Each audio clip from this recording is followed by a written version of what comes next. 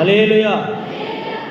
గడిచిన 7 మాసాలు కూడా దేవుని కృపలో భద్రపరిచి, ఆహారంతో పోషించి, ఆరోగ్యాన్ని అనుగ్రహించి, ఆయుష్ను పొడిగించి 8వ మాసము 2వ తారీఖు త్రిత్వం తర్వాత 9వ ఆదివారపు ఆరాధన ఆచరించడానికి ఆయన నామం పేరట కట్టబడిన మందిరంలో ప్రవేశించి ఇంతవరకు కీర్తించి ఆరాధించి ఆయన గణపరచడానికి దేవుడిచ్చిన మహాకృపను బట్టి మనందరము కూడా ఆయన్ను స్తుతించబద్ధులమై ఉన్నాము. పాత నిబంధన పాఠ్య భాగంలో దావీదు ప్రార్థన, స్తుతి, ఆరాధన కనబడుతుంది.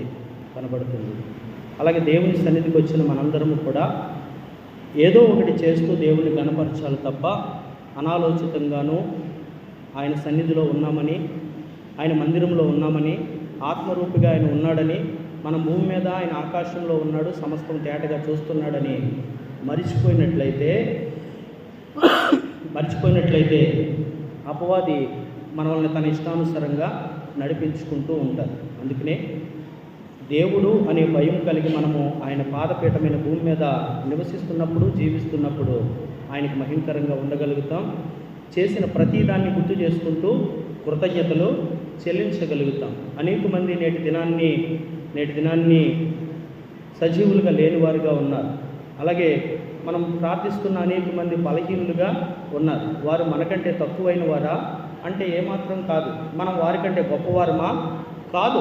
కానీ దేవుడిచ్చిన కృపను బట్టి, ఇచ్చిన ఈ సమయాన్ని బట్టి కృతజ్ఞత బద్ధులమై ఉండాలని ప్రభు పేరిట తెలియజేస్తూ కొన్ని నిమిషాలు తొందరగానే వాక్యాన్ని నేను ముందుకు తీసుకువెళ్తాను. ఎందుకంటే ఇది మొదటి వారం కనుక ఉన్నాయండి, లెక్కలు ఉన్నాయా?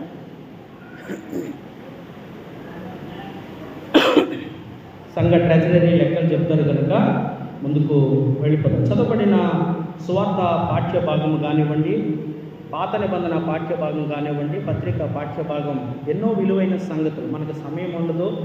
ఇంకా మనం వాక్యం ధ్యానం చేస్తే ఒక వచనాన్ని ఎంతో సమయాన్ని వెచ్చించి అందులో మూలాలు మనము ధ్యానం చేయొచ్చు.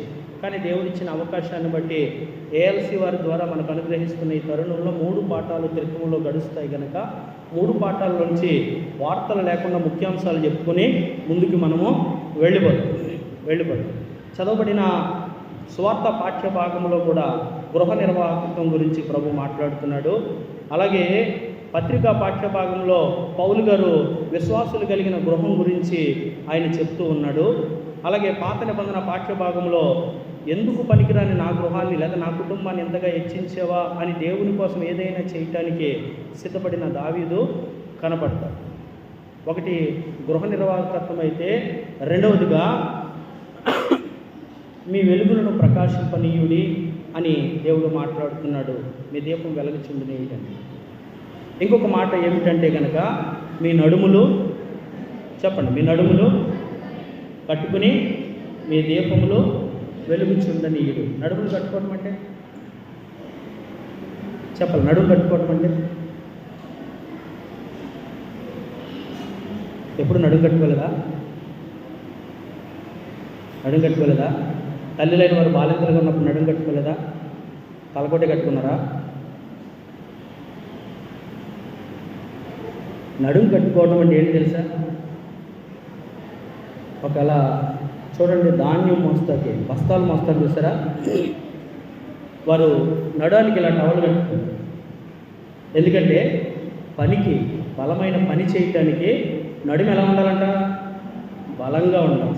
నడుము కట్టుకుంటే మానవునికి వెన్నుముక చాలా ప్రాముఖ్యం కనుక నడుము కట్టుకుంటే బలం ఉంటుంది.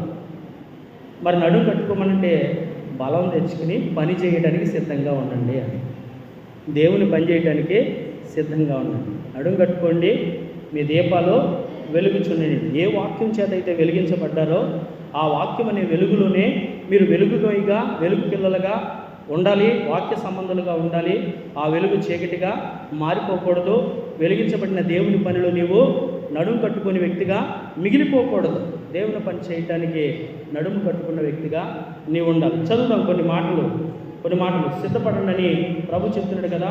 35వ వచనంలో 12వ అధ్యాయము లూకా సువార్త చదువు.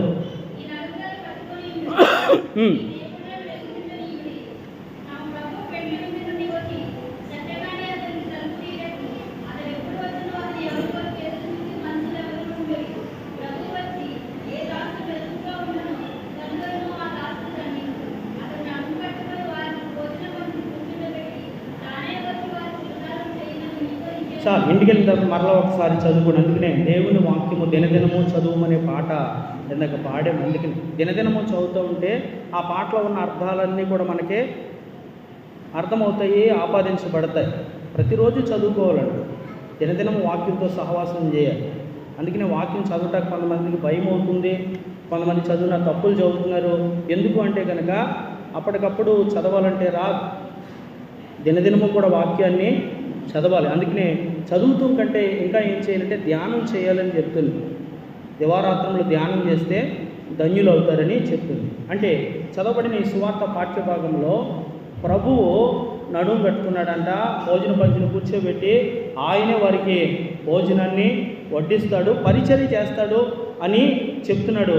అలాగే మీరు కూడా పరిచర్యలు. ఒక పర్యాయం ప్రభు ఏం చెప్తున్నాడు, ఆయన అప్పగింపబడిన రాత్రి పరిశుద్ధ గురువారాన్ని ఆయన ఏం చేస్తున్నాడంటే శిష్యులందరినీ కూర్చోబెట్టి ఒక పళ్ళని తెచ్చి నీళ్లు తీసుకొచ్చి నడుముకి టవలు కట్టుకుని వారి కాళ్ళందరూ కడిగి ఆ టవల్తో తుడుస్తూ వచ్చాడు. ఇదేంటి ప్రభా, నీవు మా కాళ్ళు కడిగినట్టు పేతురు అంటూ ఉంటే కనుక ఇది ఇలా చేయనియి, లేకపోతే నాతో పాటు పాలు లేదు నీకు అంటే కనుక నా దేహాన్ని అంతా కడుగు అన్నాడు. ఒకసారి స్నానం చేసిన తర్వాత దేహం అంతా కడుక్కోవాల్సిన అవసరం లేదు. ఇది నీకు కడిగే శుద్ధీకరణ నిమిత్తం కనబడుతుందేమో, కానీ దీంట్లో భావం ఏంటంటే నేను ప్రభువునై ఉండి, నేను మీ అందరికీ గురువు గారిని అయి ఉండి నేను ఎలా తగ్గించుకున్నానో మీరు ఒకరినొకరు అలా తగ్గించుకుని ఇప్పుడు నేను ఎలాగైతే కడగను మీరు ఒకరి పాదాలు ఒకరు కడగండి అని ఆయన ప్రభువు చెప్పాడు. అలాగే భోజన పంక్తి గురించి కూడా ఆయన వివరిస్తూ వచ్చాడు. అయితే సువార్త పాఠ్యభాగంలో ఈ విషయాలన్నీ చెప్పుకుంటూ ధ్యానం చేసుకుంటూ ఉండడానికి మన సమయం సాలదు కనుక సిద్ధపడి ఉండుట, ఆ విషయం గురించి కొన్ని మాటలు మనము ధ్యానం చేసి ముందుకు వెళ్ళిపోతాం. మత్తయి సువార్తలోనే 24వ అధ్యాయము 25వ అధ్యాయము 4వ వచనం నుంచి చదువుదాం. సిద్ధపడిన అక్కడ కన్యకలు కనబడతారు.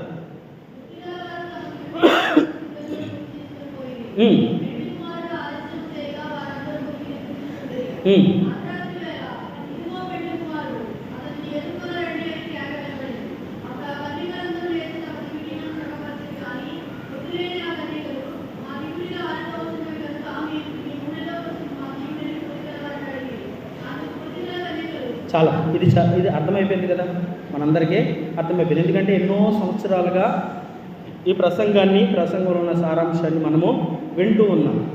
సిద్ధపడండి అన్న మాటలో చూస్తే ఇక్కడ సిద్ధపడిన వారు సిద్ధపడని వారు కూడా ఉన్నారు. పెండ్లి కుమారుడు ఎప్పుడొచ్చాడు అంటే కనుక మధ్యరాత్రి వచ్చాడు. అంతేనా? మధ్యరాత్రి వచ్చాడు.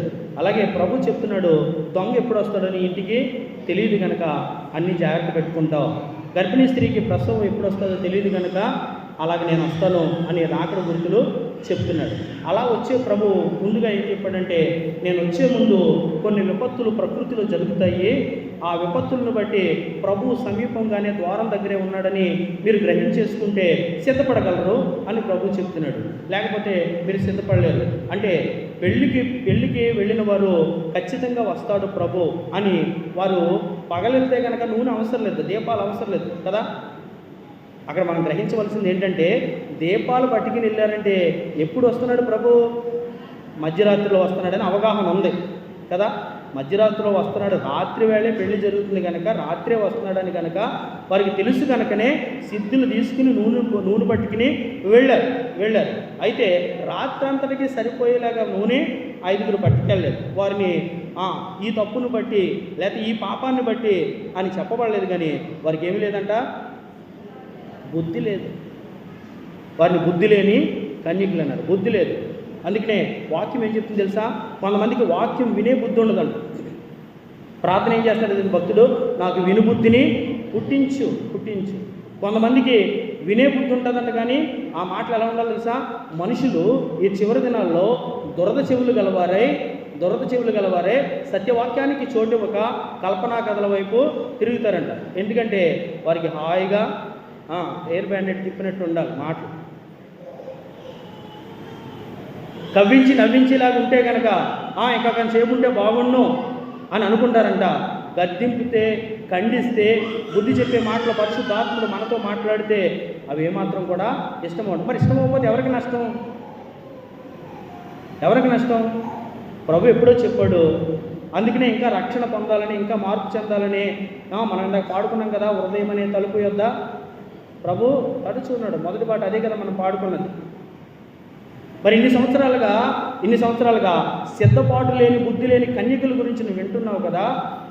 లేకపోతే ఇన్ని సంవత్సరాలుగా ప్రభు వస్తున్నాడని, ఇదిగో కరువులు, భూకంపాలు, వరదలు, సునామీలు వస్తాయని, లేకపోతే వ్యాధులు వస్తాయని నువ్వు వింటున్నావు కదా. 2019లో ప్రపంచాన్ని కుదిపేసే కోవిడ్ వ్యాధి వచ్చింది. అందుకు నువ్వు అల్లాడిపోయావు, భయపడిపోయావు.